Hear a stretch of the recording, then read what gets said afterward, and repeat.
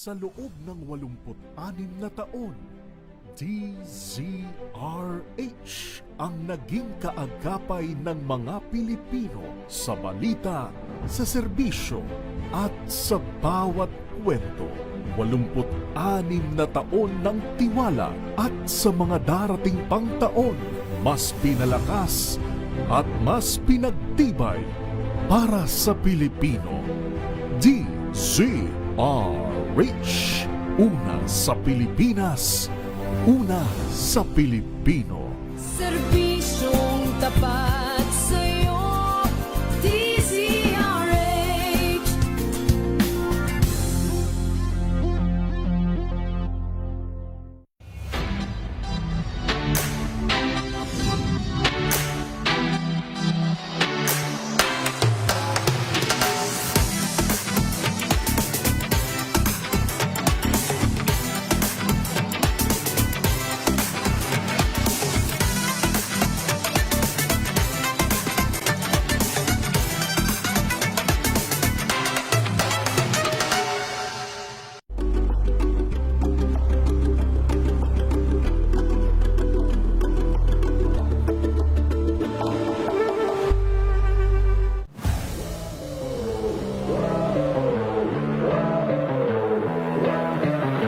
Yung pressure kasi hindi mawawala sa sports kahit sa buhay. Pero siguro kung paano mo rin take yung pressure. Ano yung sasandalan mo, ano yung panghawakan mo, ano yung mga, siyempre may mga inspirasyon ka, motivation. So yun yung mga sinasandalan ko. Overwhelming, ang daming support, ang daming nagmamahal. Nakakataba ng puso talaga. Naging immature ako pero masabi ko, green flag. Hi guys, ako si Andre Caracut, a professional basketball player. Naglalaro para sa Rain or Shine. Abangan ang aking exclusive interview dito lang sa DZRH TV Matchpoint. Mabuhay ang atletang Pilipino. At yan ang mga latest updates sa mundo ng sports. Para sa MBC TV Network News, ito si Andre Caracut. Una sa Pilipinas, una sa Pilipino.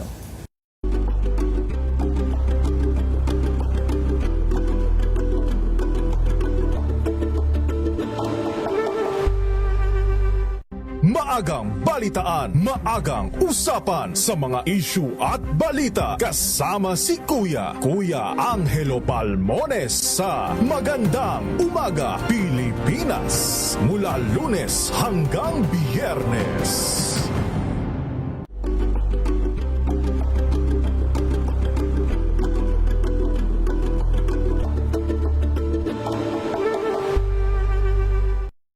Mga balitang gigising sa inyong umaga. Mga balitang kailangan mong malaman. Mapapakinggan sa ACS Balita sa 2x2. Kasama sina Anthony Taberna at Jerry Baha. Lunes hanggang Biyernes.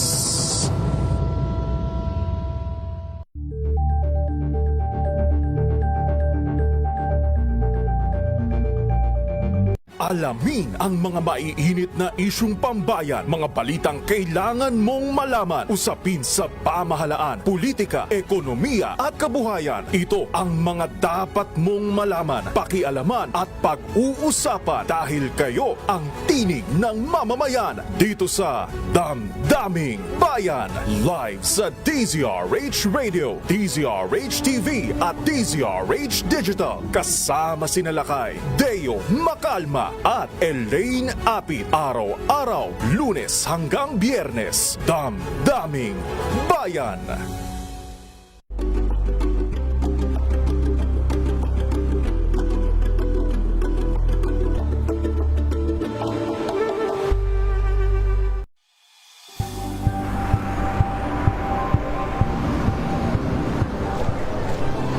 Ating mga eksperto dito lang sa Expert Opinion. Ito ang The Better News. TNDS. Trending and sa kwento, iba't ibang anggulo.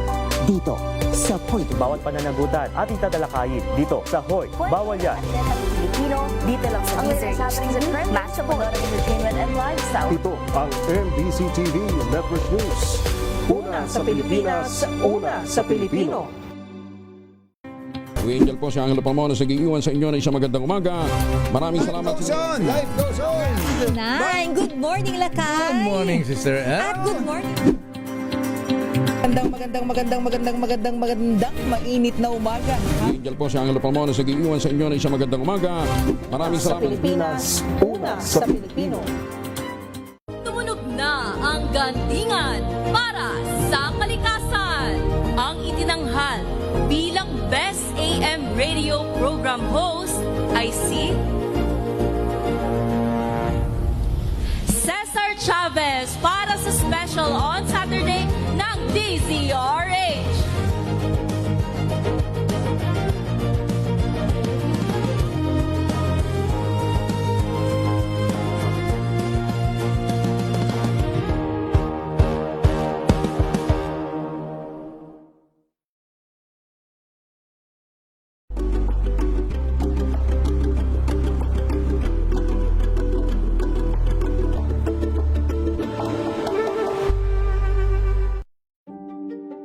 Buklatin ang mga pahina.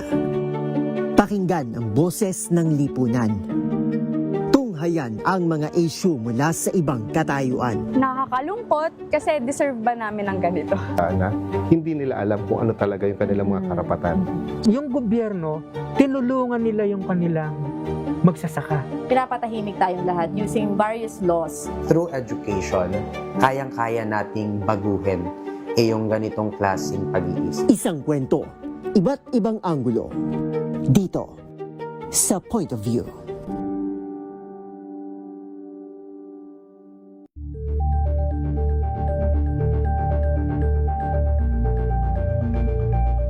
Tambalang Anthony Taberna at Jerry Baha ang gigising sa inyong umaga dahil lalatay ang humahagupit na diskusyon at komentaryo Lunes hanggang Biyernes sa 2x2.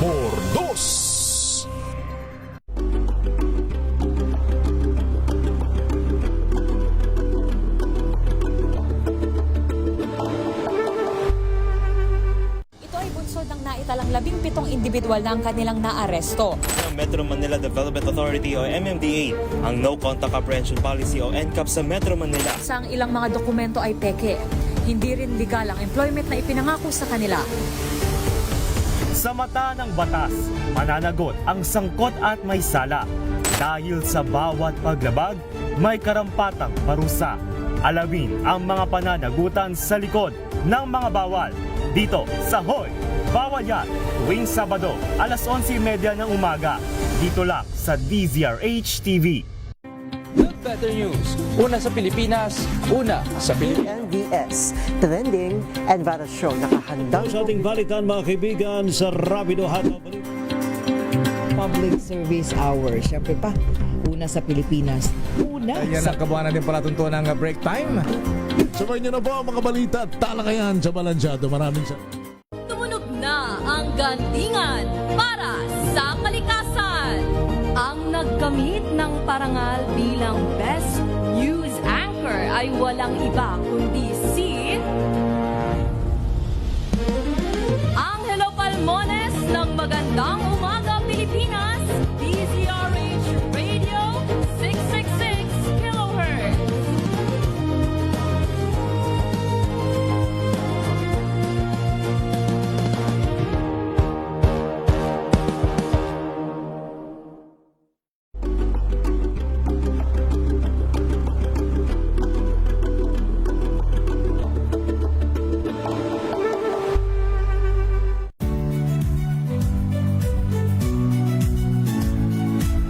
Magandang araw mga kaibigan. Ito po ang inyong balerina ng bayan, si Lisa Makuha Elizalde, na nag-aanyaya sa inyong samahan kami at ang aming mga espesyal na panauhin para sa kalahating oras ng masayang kwentuhan sa aming programang Art to Art, kung saan ang usapang sining at kultura ay para sa lahat.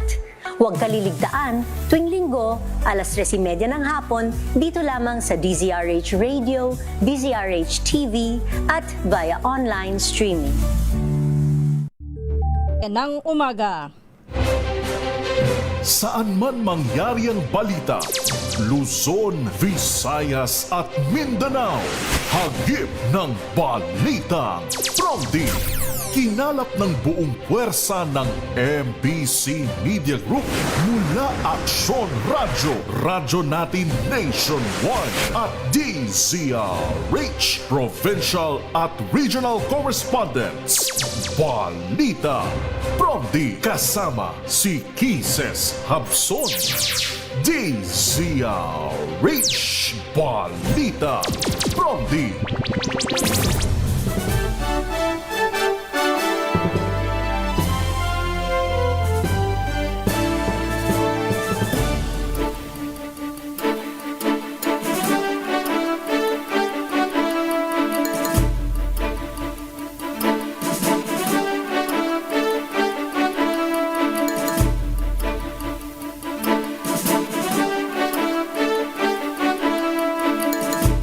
Magandang umaga Luzon, Visayas, Mindanao, Pilipinas. Ito po ang balitang Promdi ngayong araw ng Miyerkules, June 17, 2026. Sa ating headlines, Balitang Promdi. Special session sa Senado kasadong isagawa ngayong araw. Balitang Promdi. Senador Alan Peter Cayetano nagpasaklolo sa Korte Suprema sa issue ng Senate Presidency. Balitang Promdi. Senador Jinggoy Estrada sinuspindi ng Sandigan Bayan ng 70 araw. Balitang Promdi. Pagdinig ng Blue Ribbon Committee, Cayetano Black sa flood control scandal na kansela. Bagme ni Zaldico nag-press con. Balitang Promdi. Death toll sa malakas na lindol sa Mindanao umakyat sa 68. Online advocacy group nagbabala laban sa Father's Day, ayuda scam. Balitang Promdi. Yan ang ulo ng ating mga balita. Kasama niyo po ang inyong lingkod, Kisas Habson, para sa DZRH, una sa Pilipinas, una sa Pilipino. At ngayon sa detalye ng ating mga balita.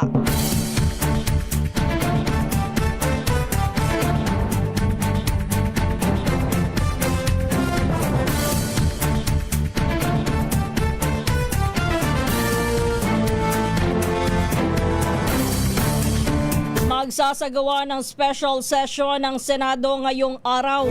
Ayon kay Acting Senate President Sherwin Gatchalian, magsisimula mamayang alas 9 ng umaga ang sesyon kung saan ay tatalakayin ng ilang priority measures. Sinabi naman ni Senator Erwin Tulfo, ang unang bahagi ng sesyon ay ilalaan sa pagtatalaga ng mga bagong committee chairperson, habang ang pangalawang bahagi ay para aprubahan ang mga nakabinbin pang panukalang batas at promosyon ng ilang opisyal ng militar. Kabilang sa mga mahalagang panukala na kanilang planong aprubahan ang Geriatric Health Bill, expansion of GASPE Education Voucher System at Anti-Hospital Detention Bill. Kumpiyansa naman ng liderato ng Senado, makakamit ang kailangan na quorum upang maipagpatuloy ang mga opisyal na gawain ng kapulungan. Balitang Promdi. Nagpasaklolo ang kampo ni Senator Alan Peter Cayetano sa Korte Suprema upang questionin at ipawalang bisa ang kasalukuyang majority block na pinamumunuan ni Acting Senate President Sherwin Gatchalian. Kasama ni Cayetano na naghain sa online ng petition for certiorari and prohibition ang lahat ng miyembro ng minority block maliban lamang kina Senators Ronald Bato de la Rosa, Senator Joel Villanueva at Mark Villar. Batay sa report, maliban kay De La Rosa na kasalukuyang nagtatago, hindi nakapirma sa petisyon si Villar dahil nasa labas ng bansa. Batay sa 68 pahinang petisyon for certiorari, hinimok ni Cayetano ang High Court na ideklarang null and void ang sesyon noong June 3 na humantong sa pag-upo ni Senador Sherwin Gatchalian bilang Senate President pro tempore at Acting Senate President. Hiniling din ng grupo ni Cayetano ng grupo sa Cayetano Block na agad na magpalabasa ng cease and desist order sa Gatchalian Block mula sa pagganap ng kanilang tungkulin na batay sa naging resulta ng sesyon noong June 3. Sakaling katigan ng petisyon, hiniling ng Cayetano Block na ibalik si Cayetano bilang Senate President at si Senador Loren Legarda bilang Senate President pro tempore. Gayon din ang lahat ng chairman ng komite bago mag-take over ang grupo ni Gatchalian. Balitang Promdi. Samantala, dumako muna tayo mga balita mula sa probinsya. Unahin natin ang Pangasinan. Standby lang, Freddy. Mga kumpiskado at inidepositong iba't ibang uri ng armas sa Pangasinan Provincial Police Office. Umabot na daw sa higit 200. Ito daw po'y sumasa ilalim na sa showdown inspection. Ibalita mo yan, RH38 Freddy Fajardo.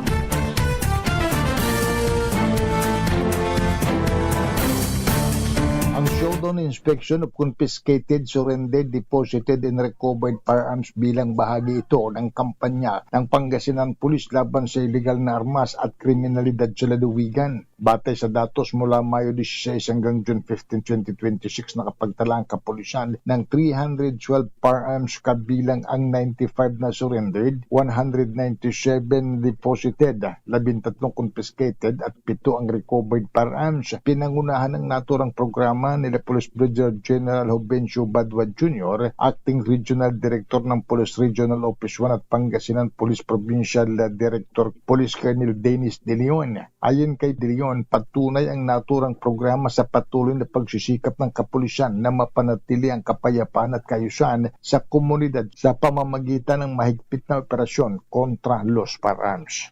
Mula sa Action Radio Pangasinan, ito si Freddy Fajardo, Aris 30, tag-uulat para sa Disyari Tuna sa Pilipinas, una sa Pilipino. Balitang Promdi. Maraming salamat, Freddy. Standby lang, Danny.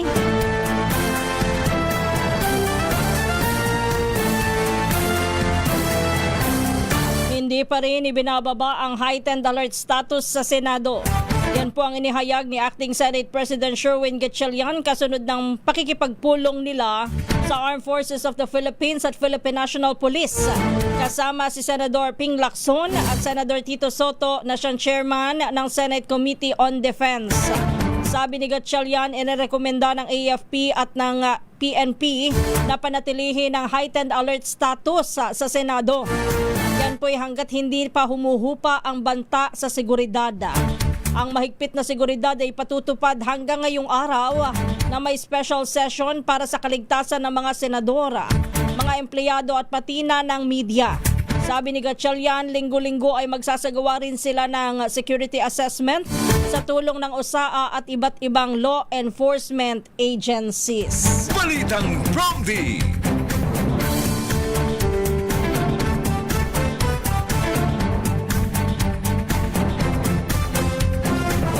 Samantala, inakusahan ni Senate Blue Ribbon Committee Chair Erwin Tulfo ang kampo ni Senador Alan Peter Cayetano ng pananakot at pagbabanta upang huwag dumalo sa special session na nakatakda ngayong araw. Ayon kay Tulfo, hindi bababa sa 2 senador mula sa Cayetano Block ang nais ng dumalo sa sesyon at magtrabaho, ngunit pinipigilan ng kanilang leader.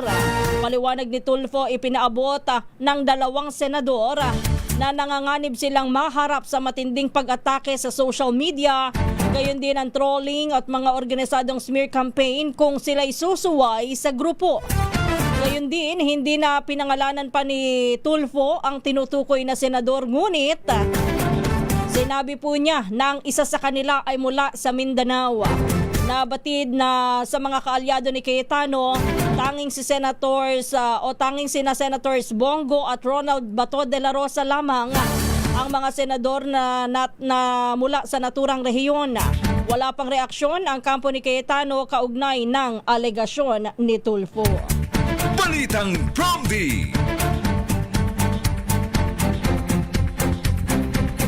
Alas 3:17 ng umaga.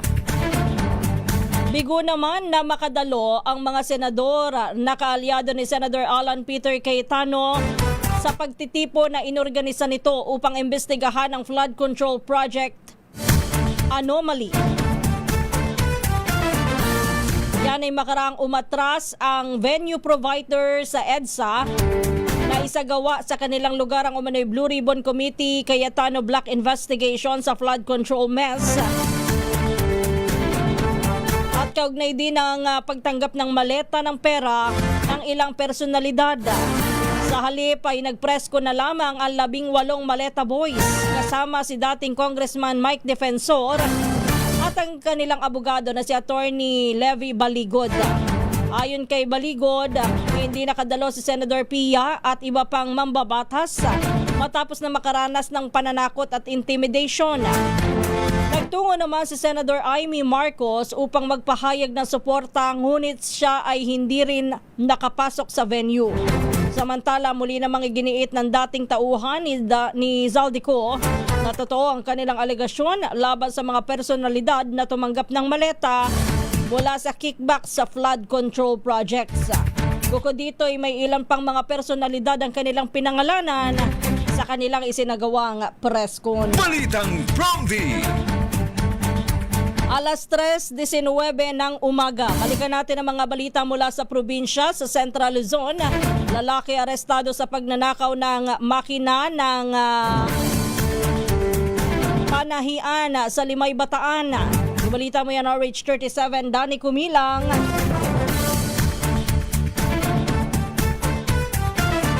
Arestado ang isang 20 anyos na lalaki matapos umanong magnakaw ng isang electric sewing machine motor na nagkakalaga ito ng 20,000 piso sa barangay Lamaw, Limay, Bataan ng hapon. Kinilala ng pulisya ang suspect sa alias na Francis, residente ng barangay Kabkabin, Maribeles, Bataan. Ayon sa investigasyon, pumasok umano ang suspect sa bahay ng 65 anyos na complainant at tinangay ang makina ng panahian ng walang pahintulot. Matapos humingi ng tulong sa pulisya ang biktima, agad na nagsagawa ng follow-up operation ng mga otoridad na nagresulta sa pagkakaresto ng suspect sa barangay Lamaw, Limay at pagkakarecover din ng nasabing makina. Inihanda na ang kasong paglabag sa Artikulo 308 TEP ng Revised Penal Code laban sa naarestong suspect. Danny Kumilang, RH37, DCRH, una sa Pilipinas, una sa Pilipino. Balitang Promdi. Samantala, sa iba pa nating mga balita, sinuspindi na bilang senador si Senador Jinggoy Estrada kaugnay ng kasong graft bunsod ng pagkakasangkot niya sa flood control scandal. Epektibo simula kahapon ang 70 araw na preventive suspension na ipinataw ng Sandigan Bayan 2nd Division laban kay Estrada. Yan ay upang maiwasan na magamit ang kanyang kapangyarihan habang gumugulong ang investigasyon. Una nang ikinakusahan si Estrada na tumanggap ng 273 million pesos na kickback mula sa flood control projects na nagkakahalaga ng 855 million pesos sa lalawigan ng Bulacan. Bukod sa kasong graft, kinasuhan din ng plunder si Jinggoy dahil sa kaparehong flood control project. Balitang Promdi.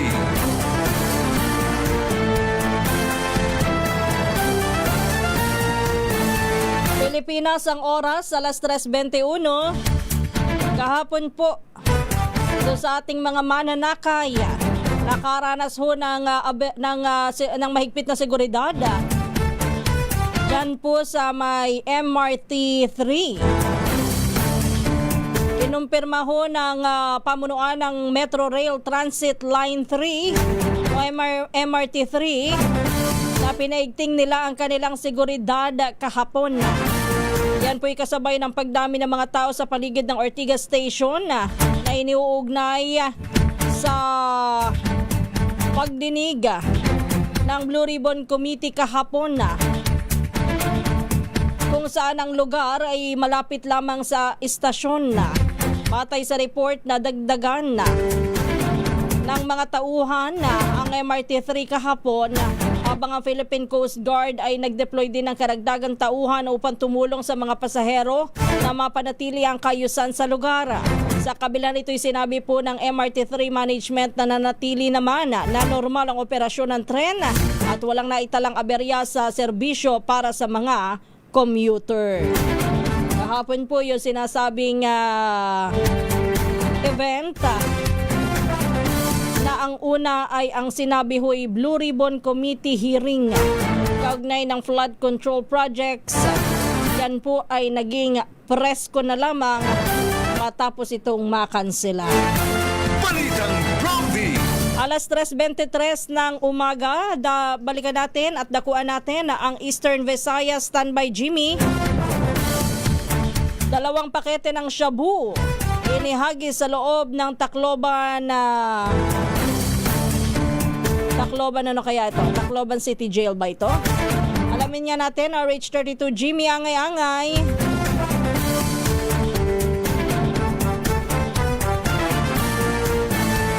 Patuloy ang investigasyon ng Bureau of Jail Management and Penology, BGMP Tacloban City matapos ma-recover ang 2 pakete ng shabu na inihagis papasok sa loob ng pasilidad. Ayon kay City Jail Warden Chief Inspector Benedicto Ramirez Jr., inaalam pa nila kung sino ang tunay na tatanggap ng illegal na droga. Batay sa investigasyon, 2 pakete ng shabu ang nakabalot sa gum at hinagis sa bahagi ng perimeter fence malapit sa City Hall area. Nakita ito ng alertong tower guard na narinig ang ingay mula sa paghagis ng suspect. Nang inspeksyonel ang lugar, agad nilang nakita ang pakete ng shabu. Agad naman nakiugnayan ang BGMP sa PDEA para wastong pagsusuri at disposisyon ng nakupiskang kontrabando. Tinatayang may timbang na mahigit 6.9 gramo at may halagang halos 50,000 piso. Dahil sa insidente, nagbawal na rin ang BGMP ang paglahok ng mga kuponan mula sa labas. Sa kailang basketball tournament, tanging mga PDLs at BGMP personnel na lang ang pinapayagang lumahok upang maiwasan ang posibleng pagpasok ng illegal na droga sa loob ng pasilidad. Patuloy naman paghihigpit ng seguridad ng BGMP at iba pang law enforcement agencies upang mapanatiling ligtas at drug-free ang City Jail. Mula dito sa DYVL Action Radio Tacloban, ito si RH32 Jimmy Angay-Angay para sa DZRH. Una sa Pilipinas, una sa Pilipino.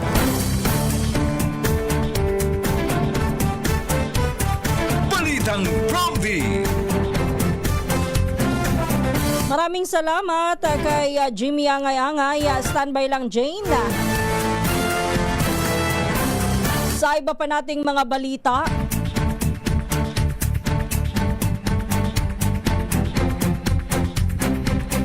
bumagsak ng husto ang tiwala ng mga Pilipino sa mga news post. Batay sa pinakabagong digital news report ng Reuters Institute, lumabas sa ulat, 28% na lamang ng mga Pilipino ang nagsasabing nagtitiwala sila sa mga balita. Mas mababa ng 10 puntos kumpara sa 38% noong nakaraang taon. Ito ang pinakamalaking pagbaba mula sa 48 bansa, kabilang po sa pag-aaral at mas mababa rin sa global average ng 37%. Sa kabila nito, sinabi naman ng journalism professor na si Yvonne Chua, nananatiling pangunahing pinagkukunan ng balita ng mga Pilipino ang online platform at social media. Umabot po sa 85% ng mga respondent ng gumagamit ng internet para sa mga balita, habang 70% naman ang direktang kumukuha ng impormasyon mula sa social media. Nananatiling nangunguna pa rin ang Facebook bilang pangunahing news platform na ginagamit ng mga Pilipino kasunod ng YouTube, Facebook Messenger at TikTok. Ayon sa ulat, maaaring nakaapekto sa pagbaba ng tiwala sa mga balita ang mga political polarization, disinformation, online harassment at pagdami ng impormasyon na nakikita sa social media. Dagdag pa rito, mas maraming Pilipino ngayon ang nakakasagap po ng balita sa pamamagitan ng social media feeds kung saan ay nagsasama-sama ang lehitimong pamamahayag, political messaging at content mula sa mga influencer.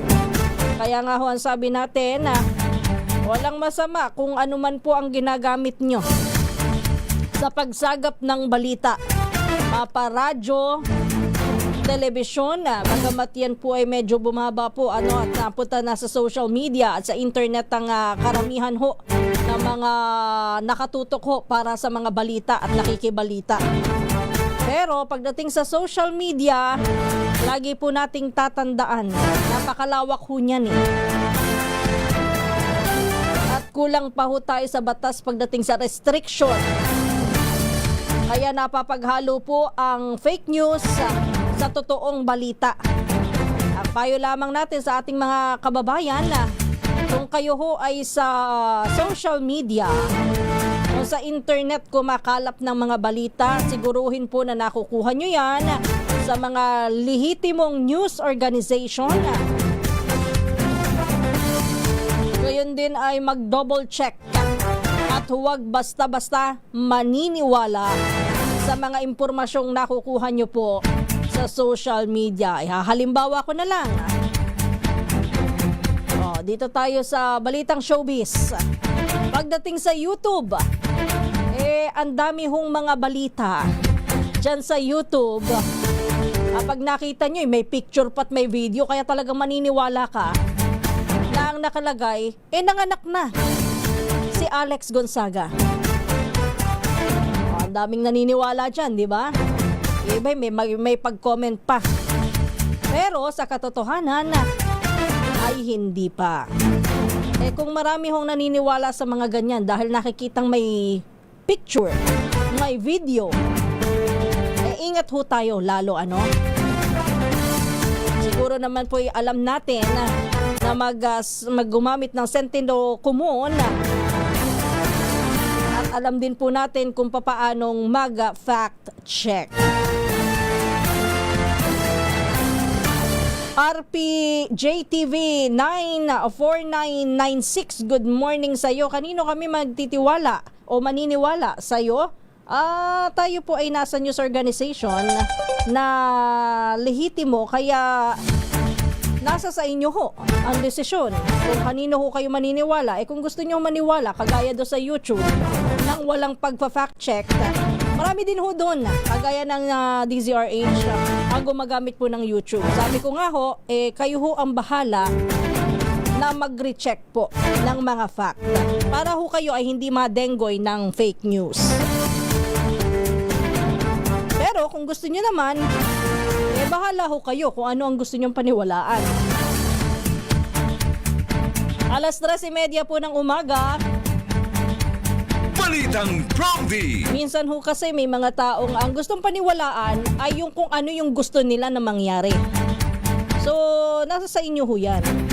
Wala naman ho tayong pilitan. Pero sabi nga natin, be careful. Maging maingat at responsable sa pagpapakalat kung ano ho ang inyong ikakalat o i-share na balita o paniniwalaan. Balitang Prompty. Muli ang ating oras, 3:30 na po ng umaga. Balita naman tayo mula sa Northern Samar. Standby Jane. Isa pang aktibong NPA sa Northern Samar sumuko sa pamahalaan. Ibalita mo yan, RH34 Jane Galit Bantayan.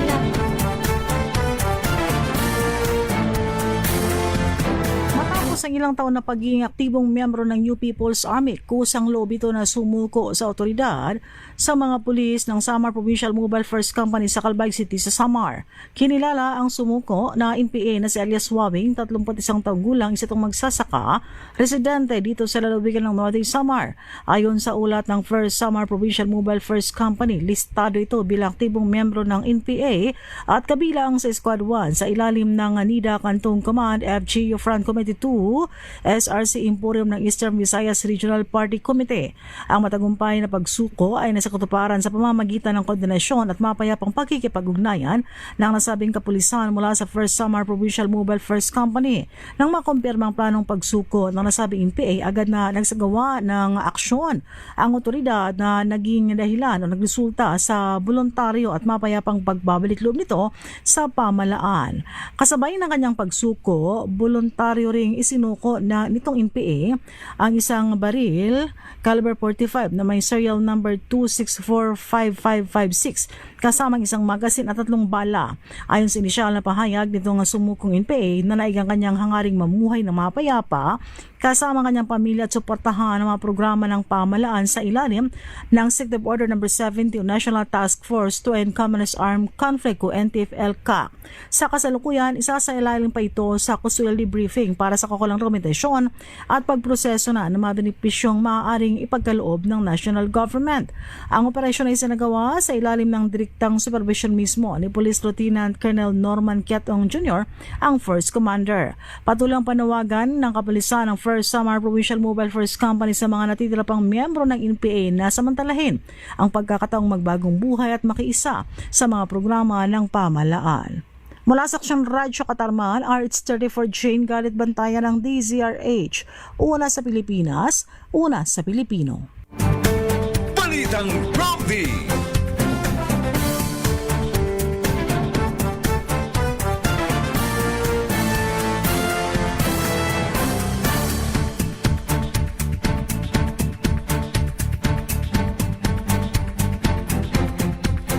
Pilipinas ang oras, alas 3:33. Standby lang, June. Ito pa, isa pang balita para sa inyo. Nakadepende na lang kung kayo'y maniniwala ho, ano? Nagbabala po sa publiko ang online advocacy group Scamwatch Pilipinas laban sa online scam na nambibiktima sa pamamagitan ng tinaguriang Father's Day Ayuda Program na umano'y nag-aalok ng ayuda sa pangunguna po ng Department of Social Welfare and Development at ng GCash.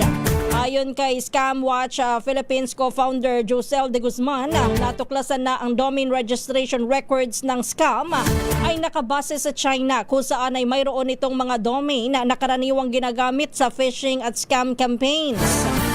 Ginagamit ang scam campaign na ito sa social media platform tulad ng Facebook para maging mas mabilis ang pagkalat sa publiko.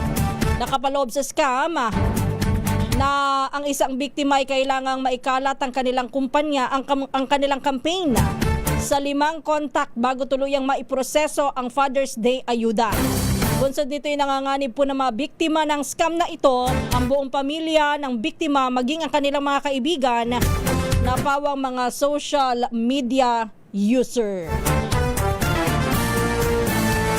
Kagaya ho niyan, kung hindi ho kayo maniniwala, halimbawa dito sa mga ganitong balita na babala sa publiko at ipagpapatuloy nyo ang sumunod dito sa campaign na ito para magkaroon ng ayuda,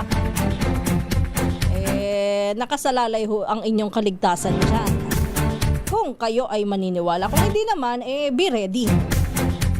Balitang Prompty. Alas 3:35 ng umaga.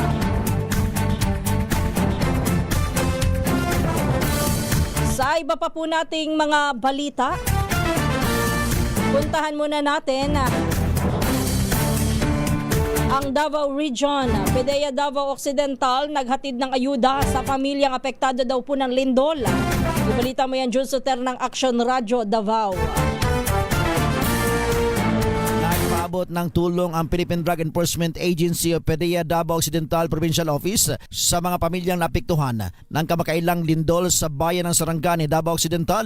Kahapon, Hunyo 15, formal na ipinagkaloob na mga tauhan ng PDEA ang mga relief packs sa Provincial Disaster Risk Reduction and Management Council o PDRRMC ng lalawigan upang makatulong sa patuloy na relief operations para sa mga residenteng naapektuhan ng kalamidad.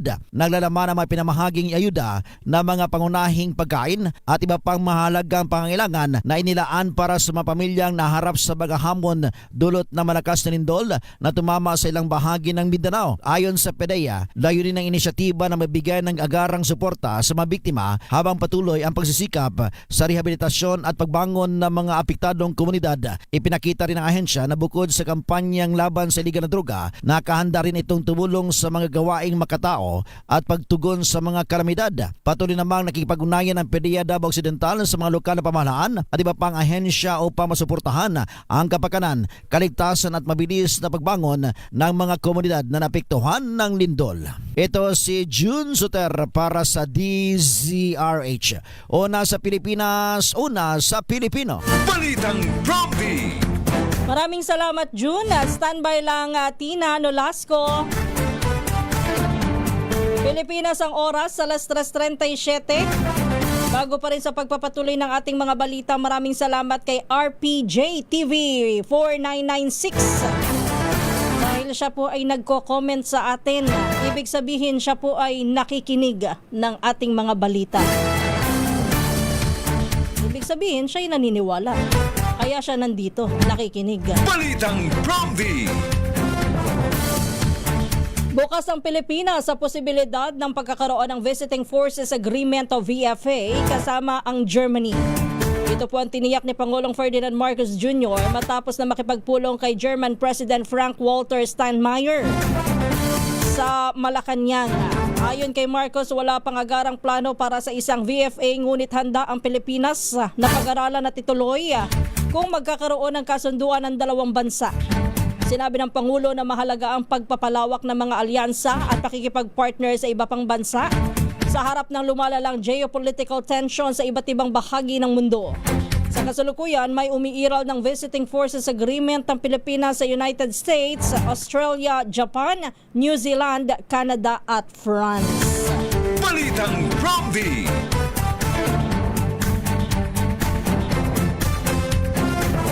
Tiniyak naman ng Bureau of Corrections na nananatiling nakapiit sa New Bilibid Prison si dating Army General Jovito Palparan. Taliwas ito sa kumakalat na ulat na umano'y inilipat na ito sa Philippine Military Academy sa Baguio City. Ayon kay Bucor Director Gregorio Catapang Jr., maaaring bumisita ang sinuman sa Bucor upang mapatunayan na nasa loob pa rin ng Bilibid ang convicted general. Ginawa ni Katapang ang pahayag matapos ang paghahain ng manifestation sa korte ng mga magulang ng UP student na sina Sherlyn Cadapana at Karen Empeño upang ilahad ang kinaroroonan ni Palparan. Samantala, pinabulaanan din ni Katapang ang kumakalat na dinala sa ospital si Palparan. Sa halip, nilinaw po nito na mga tauhan po ng Veterans Memorial Medical Center o VMMC ang nagtungo sa Bilibid upang magsagawa ng medical check-up. Alinsunod sa utos ni Defense Secretary Guibo Teodoro. Si Palparan ay nagsisilbi ng habang buhay na pagkakakulong matapos na makatulang guilty sa kidnapping at serious illegal detention ni Nakadapan at Empeño noong 2006. Balitang Bromby! 20 minuto bago umaga, alas 4, puntahan muna natin. Balita mula kay Tina Nolasco, American sex offender hinarang sa NAIA ng Bureau of Immigration. Go ahead. Sa mga detalye, RH9, Tina Nolasco.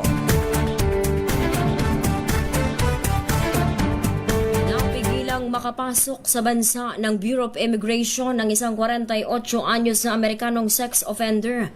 Kinilala ang dayuhan na si Cabot Allen Sanders, lumapag sa Ninoy Aquino International Airport Terminal 1 noong May 28, sakay ng Korean Air mula Seoul, South Korea. Naharang ng mga immigration officer ang naturang foreign national matapos makita sa mga international database na may derogatory record ito at nahatulan noong 1998 dahil sa pakikipag-ugnayan sa isang menor de edad para sa immoral na gawain. Dahil dito agad pinadeport o pinabalik sa kanyang pinanggalingang bansa ang Amerikano matapos ideklarang undesirable alien sa ilalim ng Philippine Immigration Act of 1940. Pagitiyak naman ni BI Commissioner Joel Anthony Viado, walang lugar sa bansa ang mga dayuhang may record ng krimen laban sa mga bata at patuloy ang pakikipag-ugnayan ng BI sa mga lokal at foreign authorities para sa mas mahigpit na pagbabantay sa mga borders ng bansa nang mapigilan ang pagpasok ng mga pugante at kriminal. Ito si RH19 na Nolasco para sa DZRH, una sa Pilipinas, una sa Pilipino. Balitang Bromby! Samantala, sumampa na sa 68 ang bilang ng mga nasawi sa magnitude 7.8 na lindol na tumama sa Mindanao. Batay sa tala ng National Disaster Risk Reduction and Management Council, 33 sa mga nasawi ay mula sa Sarangani, 24 sa South Cotabato, 10 sa Davao Occidental at 1 sa Davao del Sur. Nasa 33 naman ang nawawala pa rin habang nasa 1,300 katao naman ang napaulat na nasugatan. Umalo naman sa higit 338,000 pamilya o katumbas ng 1.38 milyong individual ang mga naapektuhan ng malakas na pagyanig. Umabot naman sa 1.07 billion pesos ang tinatayang halaga ng pinsalang iniwan ng lindol sa sektor ng infrastruktura, habang 29.8 milyong piso sa agrikultura. Balitang Prompty. At kaugnay pa rin ng balitang lindol. O ito po, makisali tayo bukas ha. Kahit papaano ay makibahagi ho tayo. Kasado na bukas, June 18, ang second quarter National Simultaneous Earthquake Drill. Ayon sa Office of Civil Defense, ang naturang aktibidad ay kolaborasyon ng members agencies ng National Disaster Risk Reduction and Management Council bilang hudyat ng pagsisimula ng National Simultaneous Earthquake Drill o NSED. Magkakaroon daw po ng ceremonial pressing of the button na nalalahukan ng mga opisyal ng Camp Aguinaldo sa Quezon City. Susundan ito ng mga opisyal na paglulunsad ng Harmonized National Contingency Plan para sa high intensity earthquake sa Greater Metro Manila. Bahagi rin ng simultaneous earthquake drill ang tabletop simultaneous exercises para sa magnitude 7.2 na lindol na nagdulot ng paggalaw ng West Valley Fault, kung saan ay masusubok ang koordinasyon ng mga national at regional responsive system sa pagtugon sa malakas na pagyanig. Balitang Prompty. At sa oras na alas 3:43, dyan na po nagtatapos ang ating balitaan dito po sa Balitang Prompty. Tayo ho'y dadako na sa pangalawang bahagi naman ng ating programa. Muli ang inyong nakakasama, ang inyong lingkod, Kisses Habson.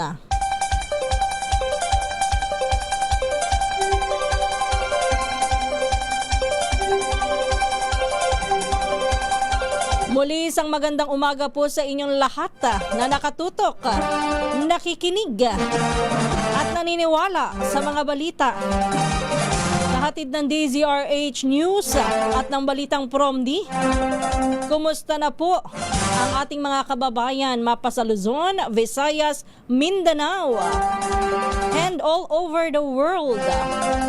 Sana po'y nasa maayos po kayong kondisyon, healthy pa rin, bagamat patuloy na lumalaban sa hamon ng buhay. Oy, thank you nga po pala ha. Kahapon ay ako'y sinaklolohan ni Jeric Sasil. Thank you, Jeric. Pasensya na doon sa mga naghahanap sa akin kahapon. Tayo lamang po ay medyo nagpahinga. Bad weather tayo kahapon. Pero okay na. At syempre maraming salamat doon sa mga sumaklolo at walang sawang nakinig pa rin, tumutok sa ating programa. Bagamat tayo po ay hinalinhan ni Jeric Sasil. And muli ang ating paalala ha, mayroon po tayong earthquake drill bukas, makisali, makibalita tungkol sa mga ano ba ang mga dapat gawin. Alam na po natin yung mga duck cover and hold. Diba? Kami, i-share ko lang napapag-usapan pa rin ho itong earthquake. Bukod pa dun sa mga pangyayaring malalaki sa ating pamahalaan. Pinag-uusapan pa rin natin yung earthquake dahil kamakailan lamang po ay nangyari nga po yung magnitude 7.8 at patuloy pa rin po yung mga aftershock. Bukod po dyan ay tumataas pa rin ang bilang po ng mga nasawi at mayroon pa rin pong nawawala. Dito sa aming kumpanya sa Manila Broadcasting Company, nagsasagawa din kami ng mga earthquake drill. May bahagi ko lang, di ba noong nakaraan, tinuturo ko sa inyo kung ano yung natututunan namin doon. Para meron din kayong idea. Sabi ko nga ho, bukod po doon sa duck cover and hold. Siyempre yung mga go bag ang mga laman ng go bag, binanggit ko na rin po noon sa inyo. Pangatlo po na dapat tandaan sa paghahanda po sa mga ganitong hindi inaasahang mga pangyayari. Dapat po alam po at may idea na ang inyong pamilya kung saan ang meeting point sakali po na magkaroon ng malakas na lindol at kayo ho ay nasa magkakahiwalay na lugar. Dapat yan ho ay napag-uusapan. At bukod po dyan, syempre, nitong huling earthquake drill po ng Manila Broadcasting Company, amin pong pinag-usapan din yung tungkol ho sa kung paano malalaman dapat kung ilan na ang nakalabas mula sa gusali. Dapat din po meron tayong ganyan. Kayo din ho sa pamilya, dapat meron din hong nakakaalam lagi kung nasaan ang bawat isa at nakakaalam kung nakalabas ang lahat. Taga-check ika nga. Kung nakaligtas ang lahat at wala nang natira sa loob ng isang bahay sa ganyang mga pagkakataon. Ang tanong ko nga ho, di ba nung nakaraan sa ganoong kalakas na magnitude 7.8 na lindol, halimbawa ang kayo nasa loob ng isang mataas na gusali, ano ang unang gagawin ninyo? Kayo ba'y magdada cover on hold? Kayo ba'y tatakbo o kung ano pa po ang inyong gagawin? Minsan mapapaisip ka talaga sa ganyan. Kaya dapat laging may presence of mind. O yan lang po yung ilan sa mga paalala natin. Total bukas ay meron tayong earthquake drill, simultaneous nationwide earthquake drill. At mamaya antabayanan pa rin. Siyempre, anong mangyayari? Matutuloy na ba kaya ang special session? Mabubuo na kaya ang 13 na kinakailangan upang magkaroon ng quorum? Yan po'y magiging quorum of 12 pa rin.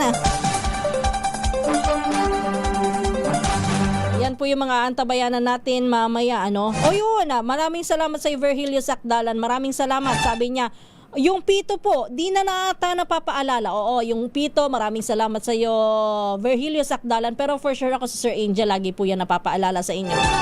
Pinaka-importante din ho yung magkaroon ng whistle, pito. Sa lahat po, very essential yan. Mapa anumang kalamidad o kahit hindi kalamidad. Kapag kailangan mo ng rescue halimbawa, kahit pa ikaw ay naglalakad sa gabi at ikaw ay nahila, kung ikaw ay babae, at nahila ng kung sino man, o kaya naman ay na-hold up pa. Pagka medyo nakatakbo na ng makaunti yung gumawa sa'yo ng masama, pwede ka nang pumito. Ayun, yun ang ilan sa mga dapat tandaan. Thank you muli, Virgilio Sakdalan. Hermie Esteban, isang magandang umaga po sa inyo. Ganun din si Señorico Elgarico.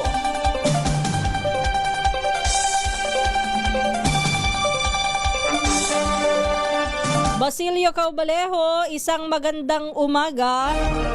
Maraming salamat mula dyan sa Puerto Galera Oriental, Mindoro. Hermie Esteban, good morning. Ganun din kay Lemmy Golpe. Binabati rin po natin.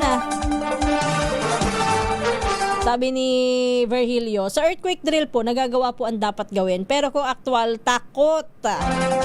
Takot for sure ang mananaig sa tao. Totoo naman ho yan. Sabi nga natin hindi talaga mape-perfect ang mga nangyayari sa earthquake drill. Pero kahit papano baka sumanggi po sa ating utak kapag po napapractice na natin at nakakasanayan po natin yung mga ganyan. Ang mahirap po kasi kapag ganyan mga earthquake drill, pag tiningnan nyo, minsan, kahit sa inyong mga kumpanya o kaya sa mga school, sasabihin na may earthquake drill o may fire drill, pinalalabas. Kailangan magmadali. Pero ang ginagawa po ng iba relax na parang walang nangyayari. Kasi nga, hindi pa nila nararanasan.